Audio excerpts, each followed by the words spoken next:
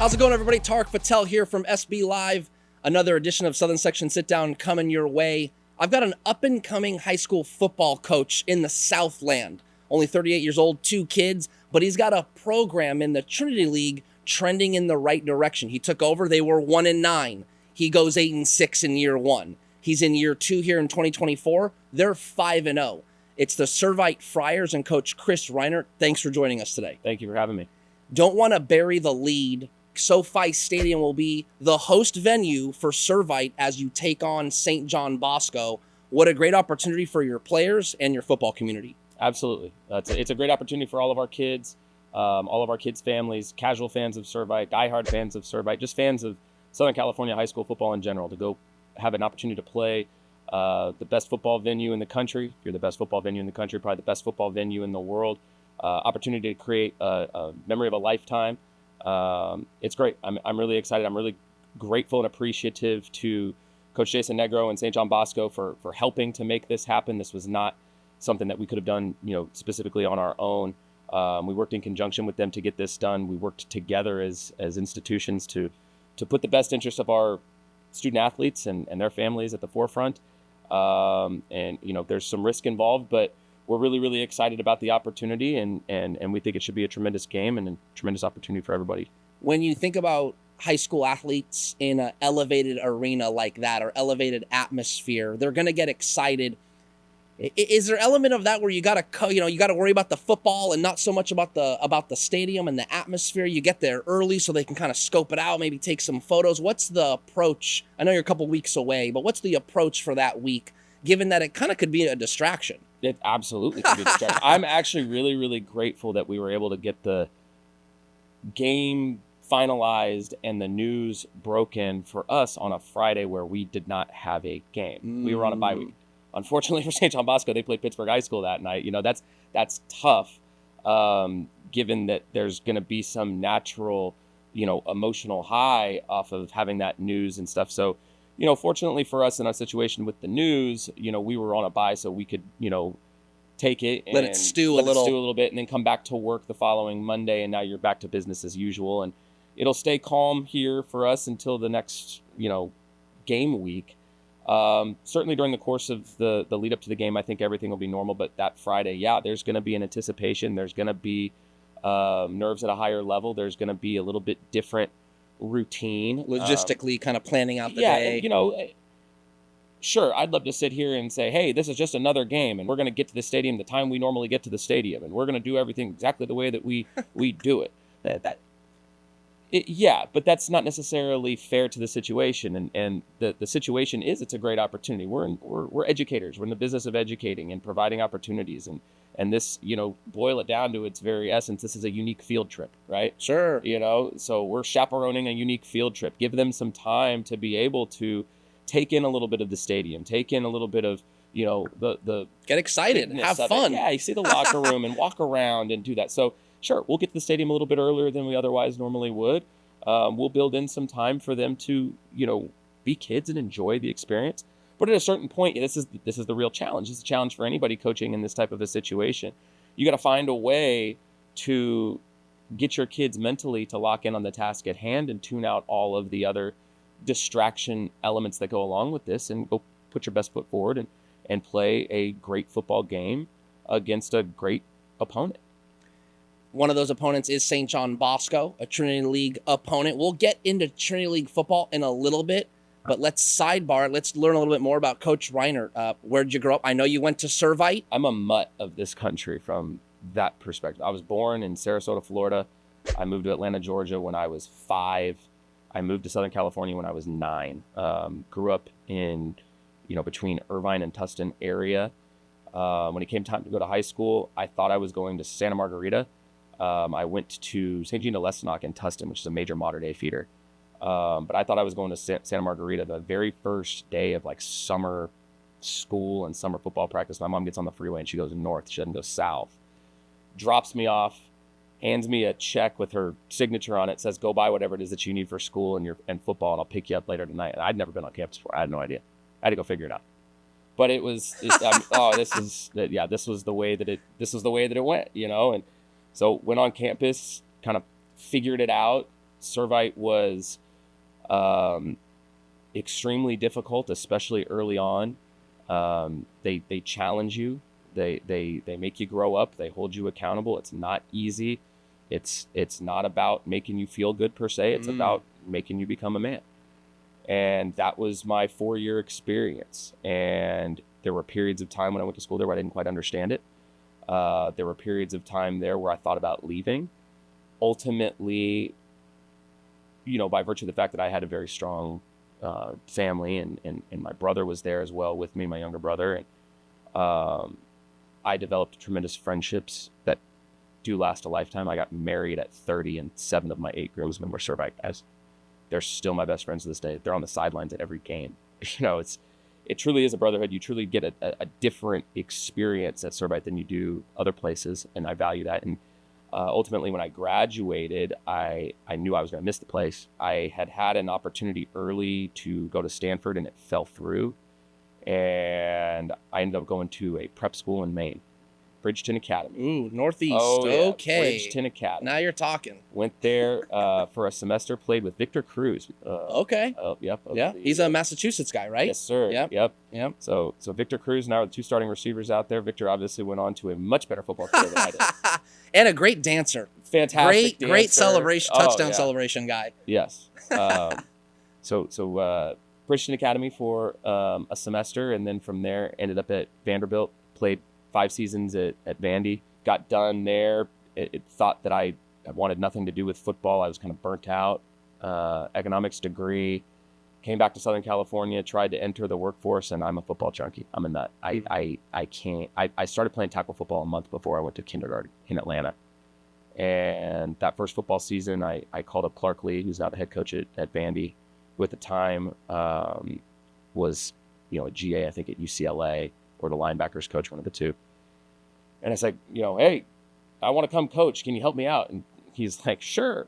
Here's a local high school. Here's Harvard Westlake High School in Studio City. You want to coach?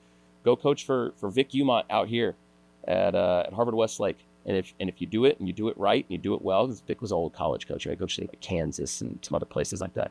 So if you do it right and you do it well, he'll know and he'll tell me, and I'll work to see what I can do over here for you. And so for pennies on the dollar and driving from Orange County out to Studio City, baby. City every day for a handful of months and coaching that at Harvard Westlake High School. What years was that? That was 1 year. That was 2010. Okay. Went up there and coached defensive backs. Thought I knew everything, and I didn't know anything. I'd played receiver in college and for the most part growing up, and there I am. I'm out there coaching defensive backs and learning on the fly. And Coach Umont was a great teacher, and he empowered me a lot to do probably way more than I was capable of doing at the time. But it was a great experience. And after the season, Coach Lee called. He was true to his word, and I took a job at UCLA for $900 a month, and they charged me $250 a month to park in the parking lot. So after UCLA, so Coach Jim Mora comes in, and I was very, very fortunate. I think by virtue of the fact that I was so low on the totem pole, I was able to survive and stick around, and eventually elevated up into being a grad assistant there. So I worked 2 more years there at UCLA, 2012 and 2013. Learned from tremendous football minds. Okay. Jim Mora. I've been really fortunate to work with some great people. Rick Neuheisel, fantastic head coach, fantastic human being to be around. Jim Mora, probably the smartest football mind I've ever been around. And organization and preparation and all of the different details of football. Amazing. So spent 2 more years there with him. And then my grad assistant ran out. Obviously, I finished the master's program, and now it's time to get your wings and fly. And this is about the start of when the analyst quality control roles in college really kind of started to take off. But UCLA wasn't quite prepared for that at that time yet, and so I left and was out of work for 5 months, trying to find something, and then got very, very lucky. Washington State had an opening in June for a grad assistant on the defensive side of the ball, coaching defensive backs, and they wanted somebody who had experience with it, and I applied.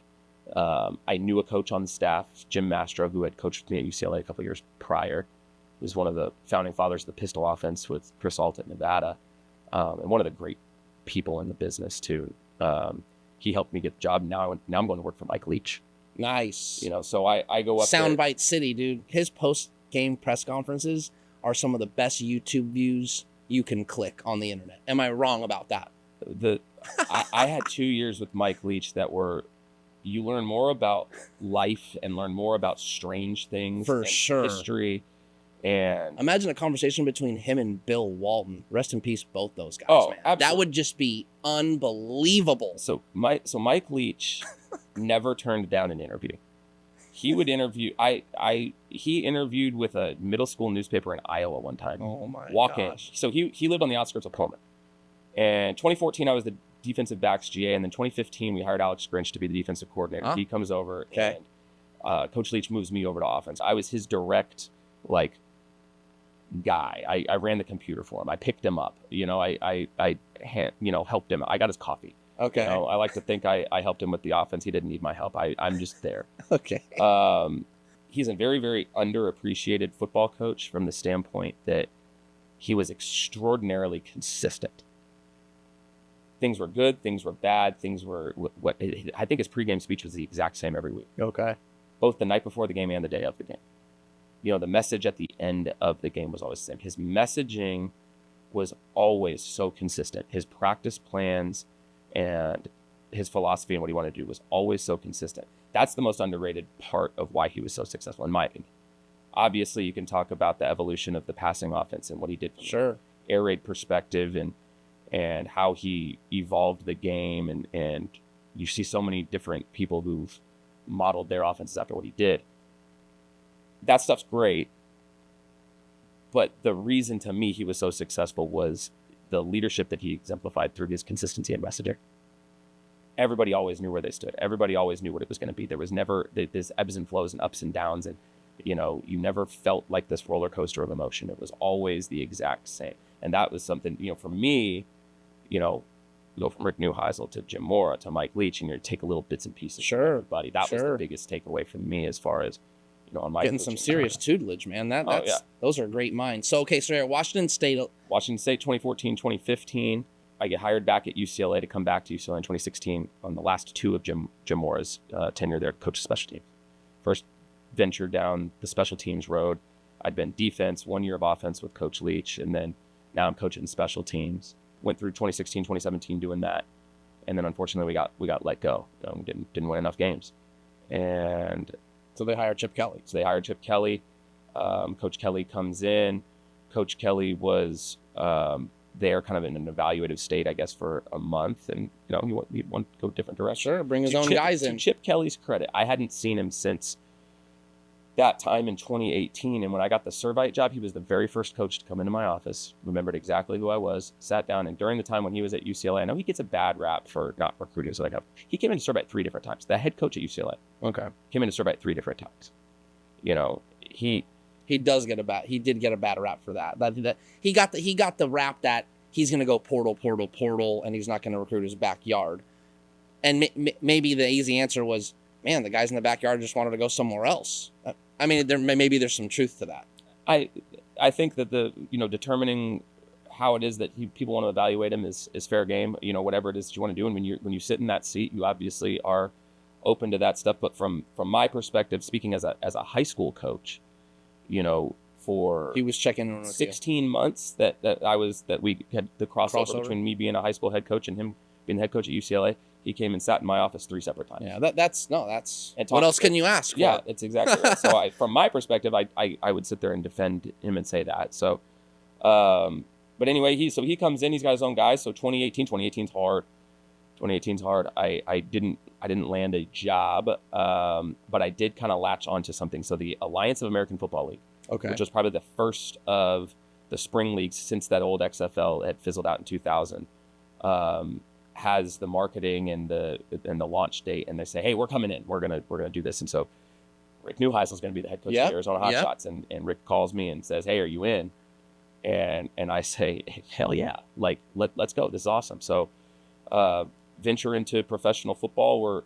We're getting ready to get started. He's got a great staff. Nick Aliotti, who was the longtime defensive coordinator at Oregon for Mike Bellotti and Chip Kelly, was going to be the defensive coordinator, and Hugh Freeze was supposed to be the offensive coordinator. Chris Selfo, old Tulane coach, it's going to be the offensive line coach. And about the night before we're supposed to start training camp, Coach Freeze gets the Liberty head job, right? So we're kind of in a lurch, and Coach Selfo and Andrew Weidinger, who had coached a long time with the Falcons, and myself and Coach Neuheisel, we put together an offense in like 2 or 3 days, because Coach Freeze's offense exists only up in between his ears. Yeah. So we put together an offense. We went and played in this Alliance of American Football League. I coached the receivers. I coached special teams. The league survived 8 games. It was the greatest job in football because it was an interesting clientele that you're dealing with the players. You're dealing with professional people, young, but who, for the most part, at least had a cup of coffee in the NFL, or right. were right there on the edge of it. But they were hungry, and it's like they're looking for that last chance, and they're listening to everything that you say, and they have this desire. It was an awesome experience. I absolutely loved it. Unfortunately, the whole business model and stuff, it was like the Fire Festival of football. Great Netflix series. It was like the Fire Festival of football operations. So you did that for a year. So that imploded early April. So April's not a great time to find a coaching job. Now, I had one opportunity. Unless you're Raul Lara. Oh, yeah, okay. Go ahead. So I had one opportunity to go to an FCS school, and then I had another opportunity to go volunteer at Arizona State. So we're living in Scottsdale. We got a lease on a house. My wife and I loved it. We're still young and single, or not single, but we don't have kids at the time. Herm Edwards is the head coach at Arizona State, and Marvin Lewis is there, and Antonio Pierce is there, and Sean Slocum, R.C. Slocum's son, who was the special teams coordinator for the Packers for Mike McCarthy forever, is there. And my connection is Charlie Fisher, is the receivers coach. I played for Charlie at Vanderbilt. He was my position coach. So he gets me over there, and I tell my wife, babe, I need you to support us for about 8 months, 9 months. We got to reset the network. We got to reset, what we're doing. Take a leap of faith. And I went and volunteered. Wow. So volunteered at Arizona State in 2019. We were hustling at the time. So my wife picks up an extra We got to clap it up for the wife, man. She had a job forever for Jazzercise. She's a fitness instructor, and then she did work for the corporate office. She picks up a job in tech out there in Arizona. So she's doing work for a company that's installing tech software. And then I'm volunteering at Arizona State during the day, and then I picked up a side gig doing work for Pro Football Focus at night. Okay. Which was awesome because kind of like analytics and kind of data kind of things. I was doing data. I was doing data analytics was a piece of it, and then I was grading games as another piece of it. So Sundays and Saturdays were crazy. Like, I didn't travel to Arizona State away games. I went to the home games, but I was doing PFF stuff all through the weekends, working through the night Sundays, and then going to practice on Monday. But it was a hustle. I mean, and at the time I'm 34, 33. I'd done a lot in coaching, but like, you got set back. I mean, you get fired or the league folds or anything like. I mean, you just got to keep going. So we hustled. We made it. It got to March of 2020, and I'm kind of in limbo, because I'm still in like the volunteer world at Arizona State. Well, then the whole world shuts down. I got the job coaching special teams at Colorado literally 3 days before the world shut down. Okay. I flew out for an interview with Carl Durrell. Yeah. Another great former UCLA guy. I mean, like, I've been so, I mean, Jim Mora twice, Rick Neuheisel twice, Mike Leach, Herm Edwards, Carl Durrell, and then my 2 interim coaches were Jed Fish and Mike Sandford. The people I've been around have been absolutely amazing. I've been so blessed to be around tremendous leaders, tremendous coaches, guys who understand the profession, guys who have long careers in the profession, who are great people, did it the right way. And, I've done my best to be a sponge for them, because they've been so good at what they've done. I hope I can just be part of that. So I get a job at Colorado like March of 2020. I'm getting ready to fly back home after the interview, and I get the job. And I call my wife, and I'm like, babe, I think we need to just grab a house now, whatever we can find, and get out here, because you can feel it, right? Okay. So I went and found a lease on a house, got a great house, and I'm like FaceTiming her from the house, and got lucky, and we landed this thing. We got in the car. We drove. We're the only car on the road. got into Colorado, and now we started making moves. We did really, really well that first year. Carl Dorrell wins Pac-12 Coach of the Year. We start off 4-0. We navigated the COVID shutdowns and everything impeccably. I mean, to be honest, kudos to Carl Dorrell.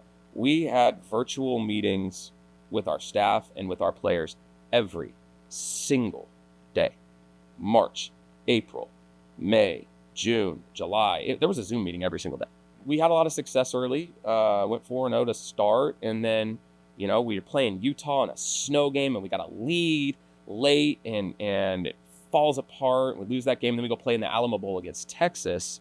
We're 4-1, and we'd been fortunate. We hadn't really been hit with a bunch of COVID knocking guys out, and we played the Alamo Bowl with 40 scholarship players, and we got waxed, and the wheels kind of started to fall off at that point. The end of 2021, 2022 is when the transfer portal and NIL just start to happen. Right. And we were ill-equipped for what that looked like. We were ill-equipped for what NIL was really going to be. We were ill-equipped for what the transfer portal was really going to be. We lost Brendan Rice. We lost Mekhi Blackman. We lost Christian Gonzalez. We lost Mark Perry. We lost. And those first two guys are big time players. I mean, we lost Pac-12 Players of the Year. We lost first-round draft picks. Yep. We lost all of this talent over what nowadays looks like pennies, over 20 grand. Because we were ill-equipped to handle what the portal was really going to be and what NIL was really going to be. So we make a big deal about this in the time when Coach Dorrell's getting fired and Mike Sanford's coming in. I mean, we were in an interim phase for months. I mean, Coach Dorrell got fired at the end of September after 4 games or 5 games. So we're 8 weeks, where you're in, purgatory, really, kind of know what it's going to be. But we're pushing for these things to be better. And kudos to Deion Sanders and his people. And they knew it, and they came in right from the beginning and said, we're going to do this. We have to take transfers, and you have to take these credits. And Colorado did. When he shows up, how long were you around with Deion Sanders? Or was it one day you're gone? All right, so I'll give it to you. So Mike Sanford was tremendous in his interim opportunity. He's a pro. He was the interim coach for 8 weeks, and he made the most of a bad situation. Okay. Did a tremendous job. And while doing so, presented, I think, a really compelling case to potentially be the full-time coach at Colorado should they not hit, the home run of a Deion Sanders or something like that. And I think had they not gotten Deion, he'd probably be the coach. I think Mike Sanford's the head coach there.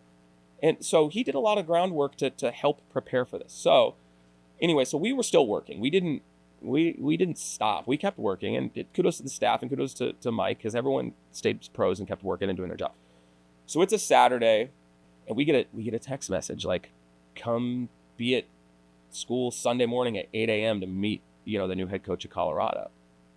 And you don't know who it's going to be. We knew. Oh, okay, you knew. Okay, I'm just trying a little context for the viewers here. They didn't come right out and say it, but we through the back channels and so. Okay. So and here's what it is. They brought video cameras in there, and we all go into the meeting room, and Coach Prime's got his way of doing things. Sure. Right? And he's got his way of compelling people, and he's got his ways of expressing what it is. And he sat down at the table, and the very first thing he did, and I'll never forget this, is he pushed himself away as if to distance himself from all of the rest of us, and in effect told all of us that, what we had done here was unacceptable and wasn't going to be tolerated, and that he's there to win and basically win at all costs, and whatever it takes he's going to do. And for the most part, that we weren't exactly part of that winning recipe for him. And that's his prerogative. He's the head coach. He can do whatever it is that he wants. So you're at Colorado. These stories have been great. Well, we got to get into, how'd you end up getting back to, I think we're close. So Colorado, your spat at Colorado is now over. Servite job is out there. I field a phone call. I start asking questions. I start digging. I start doing my homework. And it becomes something more and more that looks like a real possibility. Now, the truth is, I knew I was always going to be the Servite head coach. I thought it was going to be when I was 55 or 60, as my last job type of thing. But things happen, and like I said, football chooses where you go. Football chooses where you go. And so this opportunity presents itself. The leadership in place between our president, Stephen Walswick, who was the principal president at the time, and now he's just the president, and in particular the athletic director, Matt Marujo, it checked out. There's support there. There's a plan there. There's the questions that I had were answered. And I felt that with their support and coming in and doing things that I felt we could do, that we can go compete for Trinity League championships. It's going to take time. It's going to take work. And it's going to take a lot of things to fall the right way. But I wouldn't have taken this job if they sat here and said, hey, you're just coming in, but we want you to be third place. If you're third place, that's good enough. Because that's not good enough for me. And that shouldn't be good enough for them. That shouldn't be good enough for anybody.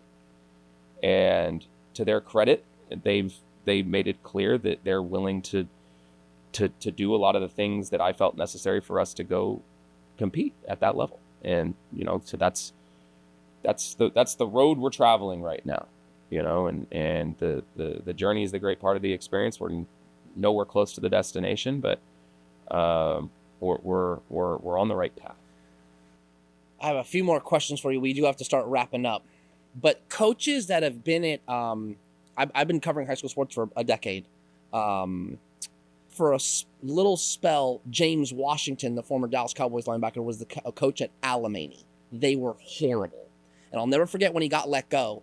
Coach, what happened? He goes, I was in for a whirlwind. I had no idea. When you're a high-level mind, you can't come into high school and assume that everyone's varsity level of knowledge is at like a 3 or a 4, and you elevate that number. You got to assume everyone's at 0. And so James Washington, he literally told me, man, I just thought I could get in there and just elevate everyone. And there was way too many missing pieces behind as I coached.